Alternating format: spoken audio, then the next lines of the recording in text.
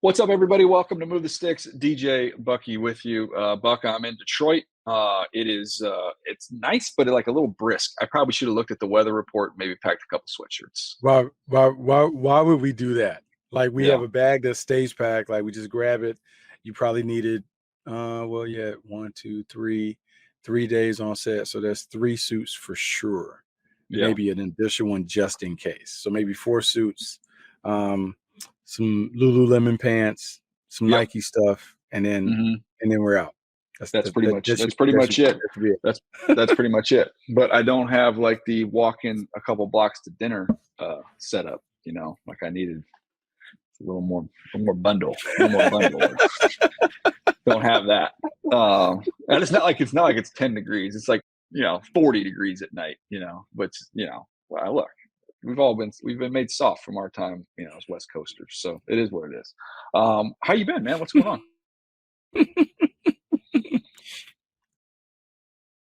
Not too much, man. I am in the midst of doing this final mock draft, which is obviously, DJ, one of my favorite things that we do. Just mocking. I got a couple names to kind of throw in there and kind of change some stuff up, but you don't want to change up too much stuff because then you get berated. But Buck, we've got Graham Barton coming on. We're gonna get a chance to visit with him. He'll be a first round pick out of Duke. Played left tackle. He's played center. So we'll hit him up on what he's hearing, what it's like for a player coming down the home stretch here, which I think is always fascinating. But I thought more than anything else, we just kind of go through, spin through the top of this thing of how we see this thing shaking out. And I'll tell you where I am at the very top. 1, 2, 3. I think we get 3 quarterbacks, and everything I'm hearing last minute is like, I don't think we're going to get a trade, man. I think it's going to be Caleb. Mm-hmm. It's going to be Jaden. It's going to be Drake. And then there's no trades there, 1 through 3. I kind of think it's coming off like, unlike most years where we talk about like the wild, chaotic nature of the draft.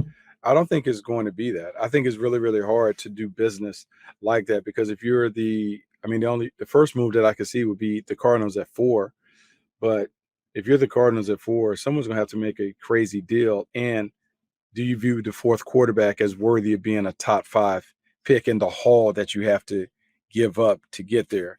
I think that's tough. And the only team that can pull it off in my mind is the Minnesota Vikings, given their 2 first-round picks. But I don't know, DJ. I don't think it's going to be the Wild Wild West like we've talked about, like the weeks leading up to this week, now that we're officially in draft week.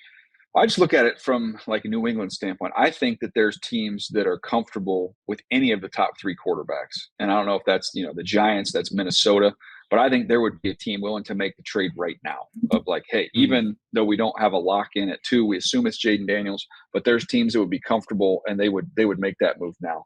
The fact that New England hasn't done anything, I don't see, to me, and I think Rappaport said this when we were talking earlier, which was usually you don't get cute when you're on a quarterback, No. So if you're on a quarterback, we're going to ride it through. We're going to stick and pick. You don't get too cute trying to maneuver around the board, then come back up and like different theories of that. That doesn't usually happen. So usually you identify who you want. You tune out the rest of the noise. You don't trade, you stick and pick.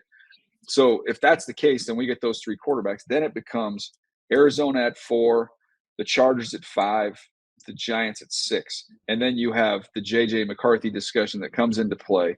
And look, I could make a case of any team that wanted to get cute.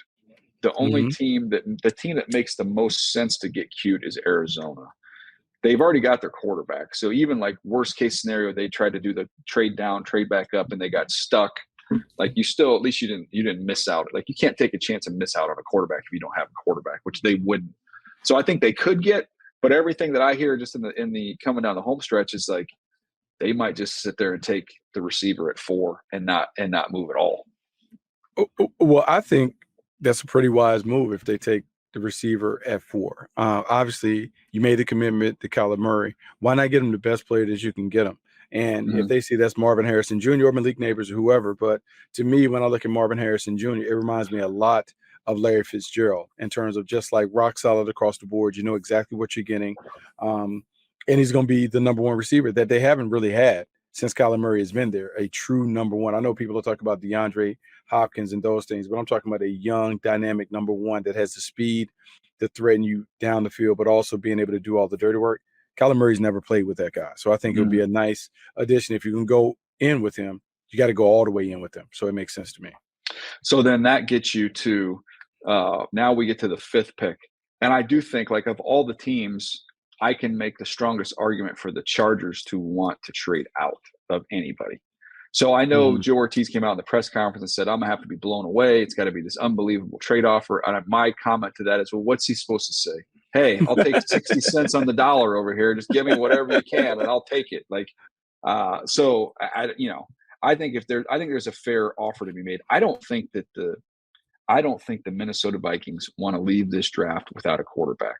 And whether people can argue they love the top 3 guys and maybe they're just talking themselves into JJ McCarthy, and people can disagree with whether that's a smart thing or a dumb thing to do. I get the sense that they don't want to leave this draft without a quarterback. So then it becomes, are you comfortable saying we're hanging at 11, and if somehow McCarthy's gone, then we'll take, could we take Penix with the 11th pick? Or do we sit and just wait? If we get McCarthy, whatever, we're happy. But I can't envision that they made this move to get these 2 first-round picks, and they're going to leave the first round without a quarterback. So my thing would be this, DJ. What's the difference between J.J. McCarthy and Bo Nix? Like, how big of a gap is there between the two? Because that would be part of the conversation. How big is the gap between J.J. McCarthy and Michael Penix? Because if you view those guys where we talk about cluster buster, if you see them in a cluster, then you feel comfortable that it doesn't matter where we are. We'll sit at 11. We'll take the quarterback that we want, and we're not worried about it. And we'll say that all the grades were the same, and you just pick the player. That takes the pressure off. But if there's a huge difference between J.J. McCarthy and Penix and Nix, then it becomes a little more pressing when you get to 8 and 9. Hey, let me make sure I get up to get my deal. And let's say this. The Zach Wilson deal just came down. Zach Wilson going to the Denver Broncos. That takes some of the pressure off of the Broncos to have to make a move, which should take some of the pressure off the Vikings to make sure that they box out Sean Payton from jumping up and taking one of those quarterbacks. Yeah. Because as we're talking about the Vikings, Sean Payton had to make that move by comparing Zach Wilson to J.J. McCarthy, Zach Wilson to Bo Nix, Zach Wilson to Michael Penix. Do I feel comfortable with that? Or do I feel like it's a huger difference, the quarterbacks in 2024, than what Zach Wilson could be under his tutelage? So what I would be writing up on the whiteboard if I were in Minnesota would not only be comparing them to those other quarterbacks, right? If you're Minnesota and you're looking at, that cluster of quarterbacks you just mentioned, you have to ask yourself this. Okay, say they feel like J.J. McCarthy is better. They have J.J. McCarthy is rated higher than Penix and Nix and Penix, whatever order you want to put it. Those are the 3, but J.J.'s at the top. You're not comparing him to those guys. You're comparing J.J. McCarthy against Michael Penix plus the 23rd pick, let's say it's Chop Robinson, plus next year's first-round pick, who's going to be another good player for us. So J.J. McCarthy doesn't have to be better than those. He's got to be better than those guys, plus the other picks that you might have to trade to go up to get J.J. McCarthy. That's a lot. And that is a lot when we're to it. And what I love about the draft is it always ends up coming full circle, right? Yeah. Like we have these arcs, particularly on outside of the business. It's a story arc, right? Starts out slow, then we got to build up to the crescendo, then we go right back to what we thought originally. Early in the process, many of us did not view J.J. McCarthy as a top 5 talent. We've talked ourselves into, well, maybe J.J. McCarthy goes in the top 5, whatever. And I'm not saying maybe he does. But I think what we're getting as we do more conversations, we're now kind of coming back to like, hold on, let's have a real conversation about what it is that we would have to give up to get, and what are we getting while losing the opportunity to add more pieces around him. Is all of that worth it? Because if we talk about J.J. McCarthy, and not disparaging J.J. McCarthy, but I think we would say that J.J. McCarthy's not going to come in and revolutionize the position by himself. He's going to need assistance, playmakers on the outside. Well, if we rob our team of the ability to do that, how good is he really going to be without those other assets? I think that has to be a part of the equation. Yeah, and I think, to me, I don't know, and we got to sort all this out when we turn in our final mock drafts, but like just having this conversation, I could get to the point if I was Minnesota to be like, We're comfortable. We'll stay here. If he's here, we'll pick him. If he's here at 11, we'll pick him. But I would also say this as it pertains to the top of the draft. If I'm the Jets, Buck, even if I'm bluffing, I am sitting at 10. If J.J. McCarthy gets to 10, right, I am calling Minnesota, I'm calling Denver, and I'm calling the Raiders and saying, hey, I've got one of these other quarterback teams in your neighborhood that wants this pick. So if you want them, you got to come get them. And then maybe you could finesse, even if you just finessed third round pick out of somebody, you might be able to get a free pick and just move back a spot or two. Yeah, I think you have to put the full court press on, because you're trying to squeeze them as much as you can out of that additional pick, because it would be a little sugar at the end, an additional pick at the bottom of the draft for moving up, because you want to make sure that they secure their guy. There is something to that, but I think that conversation is interesting. I think the debate between those different tiers and clusters, I think it's a real one. And I know we've talked, it started out as the big three, then it became the big four with J.J. McCarthy. A lot of it will be, what is the league-wide sentiment on who the fourth quarterback is, and how close is the fourth quarterback to quarterbacks 5 and 6? All right.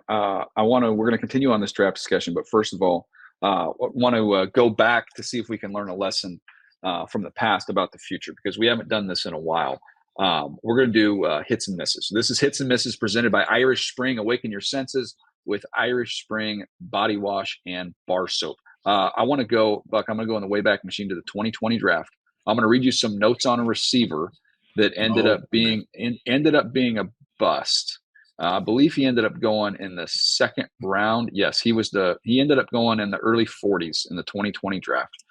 I said this player is a wide receiver / slot / some wildcat, fly sweeps. He's competitive. He's a football player. I love the toughness. He just doesn't have any route polish. He was 6'0", 05, 227. He ran 4.58, and he has not ended up being a very good player. So I'm going to see if you can figure out who that is, and then we'll talk about the lesson that you can take over. This was a miss for me because I had him rated as he was my 36th player, went 42, and has not lived up to either one of those spots. Well, you named all the spots, but I didn't look at all that. I was just guessing, maybe Laviska Shenault, maybe? That's Laviska Shenault. So there's the miss as we do hits and misses, but the miss, Buck, isn't it interesting? Like when you go through and find some of these receivers, when you see the words either stiffness or lack of route polish, you should run for the hills, man. Mm-hmm.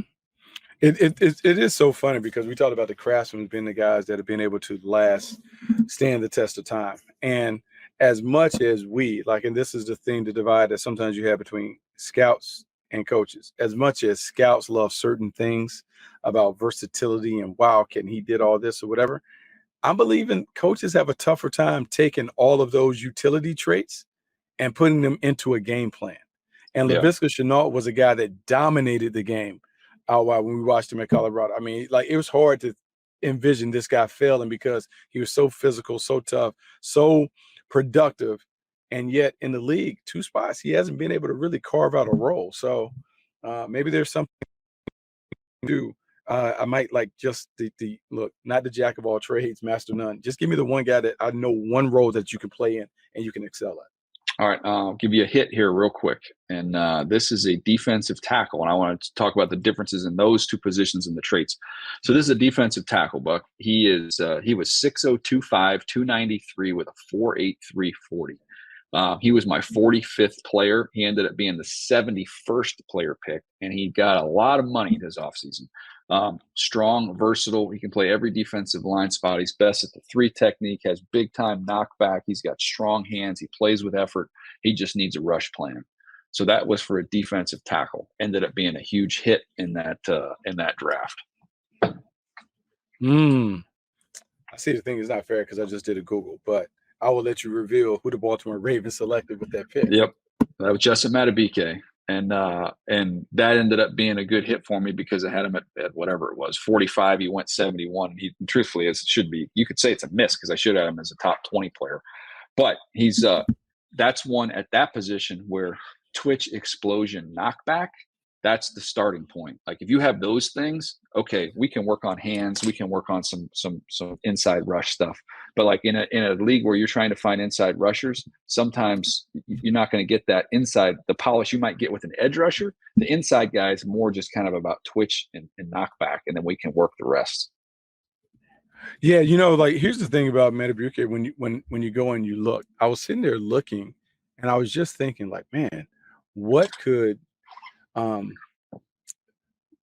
we do if we are sitting here just trying to figure out and like players in a position. We always talk about fit and scheme, and we always talk about developmental potential, and then it's about, okay, do we have the coaches that can take our player and take him from one level to the next level? So in Matabuike, I remember looking at him at Texas A&M and seeing the flashes, but not necessarily knowing if he would be able to replicate those flashes consistently.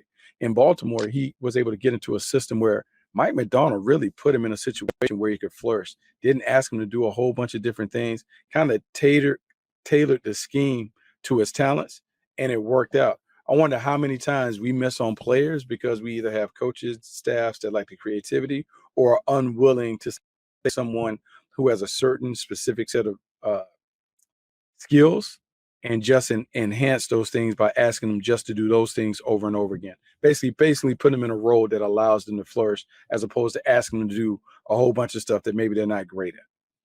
Yeah, and I was looking through notes on players in this year's draft, and Brandon Dorless from Oregon reads similarly to Matabike. So if you're saying who's somebody, and I think he's in my 60s where I have him, I think he's my 65th player. So kind of in that same type of range. So if you're looking to try and hit on a D tackle with some knockback and some juice and some explosion, who's played different areas, who I think they both ran darn near identical 40 times. That would be an interesting comparison. By the way, I'll wrap that one up. That was brought to you by Irish Spring. Awaken your senses with Irish Spring body wash and bar soap. Haven't played hits and misses in a long time. So I know the draft right around the corner, but I thought sometimes you can look to the past to see if you can't help yourself a little bit with what's going on right now. No, and I think it's always good to go back and look at where we hit, where we miss, see if we can learn from those failures and successes, see if there are traits that carry over. And I think there are some. You pointed out Laviska Shenault and wide receivers, and we've had this theme where we talked about it's hard for guys that are route runners to succeed at wide out in our league over the long term. And then when you think about Matabwike and the explosiveness and the burst and the hands or knockback power that you alluded to, those guys on the interior that show those traits, they tend to succeed in this league. No question. All right, we're going to take a quick break. When we come back, we're going to be joined by Graham Barton, first round pick, without a doubt, coming up here on Thursday night, and one of the more versatile players, speaking of versatility, the entire draft class. We'll get to that interview right after this. All right, Bucky's here. Excited to have Graham join us. First of all, Graham, give me the plans Thursday night. Where are you going to be? What are you doing? Yeah, I'm just gonna be at home in Nashville. I'm gonna, a few buddies are coming down. Probably gonna play some golf that afternoon. Nice. Keep the mind at ease, enjoy some family and friends, and then see what happens. But pretty low key night. Nice. Graham, what has the process been like for you? Like combine, pro days, or whatever. What have you learned about yourself throughout this process? Yeah, I mean, it's been a really busy process. Obviously fortunate to be in that situation. Where it is busy, no doubt. But I think just a testament to who I am. I think I prepared really well for this process. Kind of went in allowed to just be free in this process. Just with my preparation, knowing what I needed to know, knowing my stuff, and just doing well and the board work and the interviews and on the field stuff, preparing, each and every day for that and kind of, being ready for that stuff. So when, the time did come to prepare, I was able to kind of just, be free and use my knowledge and kind of what I know about football and, as far as on-field stuff, like athletically, just, being able to handle all that stuff and perform well. I think that was kind of, the trick of the process, just be prepared for everything. And along the way, you're going to be evaluated in everything. So, just being prepared for everything and trying to do well with all that. I know you knocked the pro day out because I had a bunch of calls right after it was over about how well you did, but and you aced that part of it. But how exciting is it once you finish? And I know you probably have some privates and other things, but how relieving was it to be like, you're done with all this crap, and now it's just like, you get to play football now. Like, now the football starts and the fun stuff. Yeah. Yeah, like I had these like skill cleats, like these pink and yellow cleats that I had been training with for some of this stuff, and like right after pro day, I just like tossed them. I was like, Yeah, not gonna need those anymore. Never gonna need these again. So like that was kind of like my little moment of like, all right, done with 40, 3-cone, 5, 10, 5. And like obviously all that's important. So you got to prepare for it, do well. But it was nice to just focus on football now. Use that time to just do offensive line drills and stuff like that. And so it's been awesome to just be able to focus back on football and doing what I need to do to be ready for next season.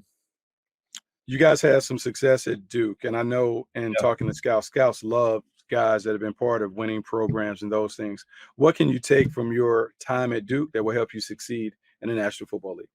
Yeah, I mean, I learned a lot at Duke, right? It was, such an awesome experience. We just had such a great, coaching staff and locker room my last 2 years. And it was just a really good experience to kind of go from that, 2-9 and 3-9 record to 9-4, 8-5, and kind of see that turnaround and be a part of that. And like that, it's hard. That's not an easy turnaround for any culture across America. It takes so much hard work and so much detail and so much effort, and just on a day-to-day basis from everyone, from the top down.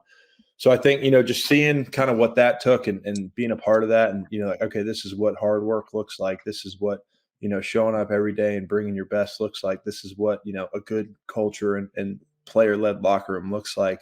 I think, getting those kind of experiences in college is pretty invaluable. And, just excited to, know what I know and be able to share that with others and earn the respect of the vets around me. And, because obviously I'm, starting young again and I'm a rookie, and, you got to earn the respect of the guys around you. And I think I kind of, coming from Duke, have all the tools to do that. So you mentioned, we talk about leadership and how you come in there and you listen before you speak. And then obviously you're 17 years old, right? As a freshman, you're just a baby. No, I just turned 18. Turned 18. Okay. Yeah, I was fresh 18, but yes. A young 18. But one of the things that I've heard about you, obviously we can see the tape, but then, just from a leadership standpoint, it stood out. I would love if you could just give me an example, especially with teams, look, you got 5 position flexibility. Some teams are going to want you to play center, others tackle. You can play anywhere. But if you are a center, we always talk about, the closer you get to the middle of the field, the more leadership is required. It's the spine of your team. It's a leadership position. Yeah. So can you give me an example of A, your kind of your style of leadership, and then B, is there a story maybe from the last year or two that would be a good example of what that looked like? Yeah. So, I mean, I think, people ask me about my leadership style. I always refer to a quote I heard once. It's like, true leaders, they don't talk the talk, they walk the walk. Like, true leaders show up every day. They're about their business. They have a process. They do the work. They put in the time. Like they really, really care about their craft. And I think that's something I just took and was like, that's me. That's who I want to be. That's the kind of leader I want to be. So, I'm not the guy that gives the pregame speech. I'm not the guy who's going to, get the movie scene and, about the, have everyone in tears before the game. Like, that's just not me. That's not who I am. So, I think I find other ways to lead, and I think I lead by example. I think, young guys, they take influence from me in different, just little habits that they pick up on me. And I think, good example I can give you. So like Fridays before games are no sweat walkthroughs. You're in shorts and a t-shirt and tennis shoes, and you're on air and you're walking through the plays. Well, like, I kind of said, screw that. Like, first 2 steps are live. I'm coming at that bag full speed. So it's like just day before the game, like, go through the motions, like, make sure you have it down. Like, okay, here, this is backside inside zone. I'm in a combo block here. Here's my first and second steps need to look like. Here's where my hat goes. Here's where my hand goes. Like, going through all that, not just walking through. So it's like by the end of Friday, like it's not no sweat, you're sweating. I think, it's like at the beginning of the year, it might have been me and, maybe one other guy. And then I think by the end of the year, you got, 7 or 8 linemen in a full sweat on Friday, going through the first step, taking the time and, seeing the young guys on, out down in second team, they're in a full sweat now by week 8 or week 9. And just like, seeing guys like pick up on things you do, like little things you do every week to get yourself ready. I think that's kind of, my leadership style. It's more by, example than as opposed to, being the vocal, big rah locker room guy. I think that's sort of a glimpse at my leadership style. I like it. Graham, when you've been able to play so many different positions, who's someone that you could possibly pattern your game after? Because there are not many guys in the pros that kind of bounce up and down the line. So who would you model your game after? Yeah, like especially, younger, going from when I was bouncing out to left tackle, I watched a lot of David Bakhtiari. I just think, similar measurables, similar play style. Like he's not a guy who wins because he's 6'8" with 38-inch arms. He's 6'4", 315, similar builds. And I think similar kind of, play style. Like he's a really athletic offensive lineman. Like you go back and watch him, he's first one off the snap. He's going out, he's matching guys foot to foot. He challenges their angles of their rush. And I think that was someone I watched, all my college career really, and just taking a lot of influence from him because, that was sort of my, style. It's just a different game. It's different when you're, 6'8", you've got 37, 38-inch arms than when you're 6'5" with 33. It's just, it's not that it's easier or harder. It's just different, and you've got to approach it differently. And so I think, he's someone I watched a lot and took some influence from, and, tried to, replicate the things that I liked about his game and mine. And I think, the past couple of years, that's someone I've definitely studied. No, it's good stuff, man. The last one I have for you, and literally the most important question that you're going to have to answer: Cameron Indoor, overrated, underrated? What do you got for me on that? I think it's rated perfectly. Bucky's a Tar Heel, so I'm just letting you know on that front, man. No, it's a cool arena, and I think what's so awesome about it and just makes it unique is, you're not getting more than 8,000 people in there, whereas you see these big modern arenas and there's, 20,000 people in there, but like it's 8,000. That's what makes it kind of exclusive. That's what kind of makes it so hard to get into. That's what makes demand so high to get into games. And I think how many games did you get to in your time there? Like how many times could you actually get in? I think I went to 3. Your whole college time there. Your time. Yeah, it's really. I should have gone. It's really sweaty in there, DJ. It's not. It's kind of sweaty. It's musty. It's a different deal. It's a grind. It's a grind. Like you got to wear a little bit extra deodorant.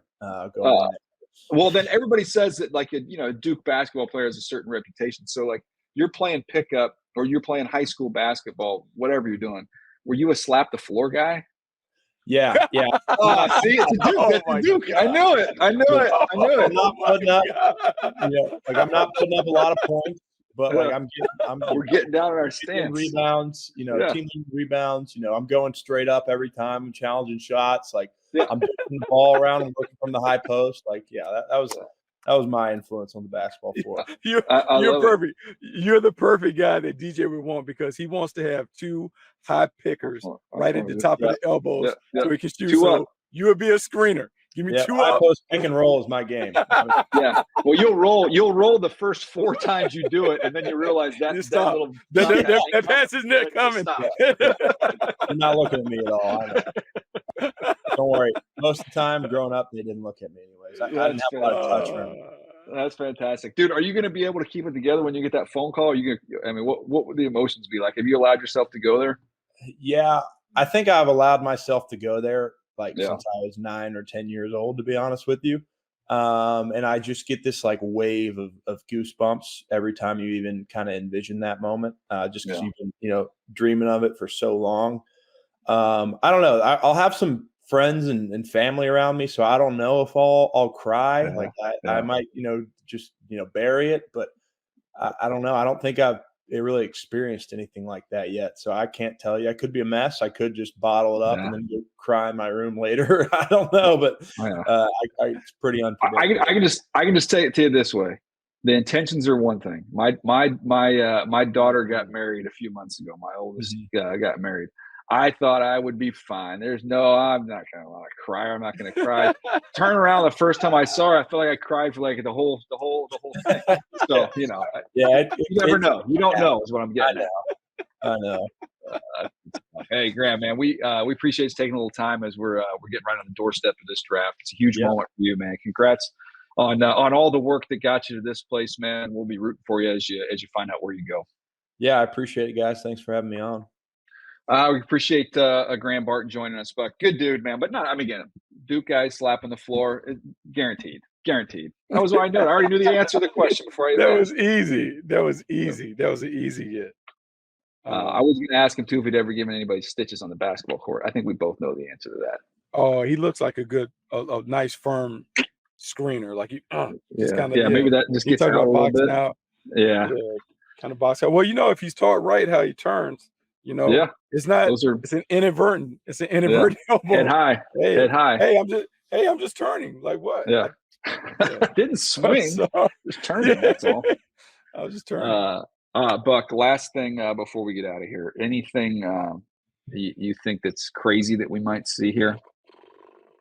Man, I think the last half of the first round is going to be full of surprises in terms of because they're 18 to 20 true first round picks. I think it's really open in terms of who kind of falls into the first round, who falls out, and those things. I'm just really excited to see how it goes because I think the fun part for me is not necessarily the pre-draft part where we're talking about them, but now when we see where they go, beginning to project how they will play based on the system that they're in. Yeah, no, I'm with you. I always think that it feels like with these younger GMs too that they're a little more creative, and like I didn't know the draft in Vegas that we were going to see AJ Brown and Hollywood Brown got traded. So I don't know. I don't know who the veterans are, but out of left field, no Ayuk's one everybody's talked about. But is there some? Maybe there's some other veteran dudes we're not thinking of that could get moved with this thing cranked up. Who knows? Yeah, I think that's DJ. I think that's the $1 million question. Like, who is going to be moved? Because we have all of these. We have a handful of guys that have contract impasses, and what does that lead to? And in certain situations, people talk about Brandon Ayuk and some of these other guys that could be available. It'll be interesting to see how it plays out. Yep, no doubt. All right, well, this has been a fun one. I appreciate you guys hanging with us in this entire draft process. We will have some more stuff for you as we get to and through this draft. So stay with us. We appreciate it. We'll see you next time right here on Move the Sticks.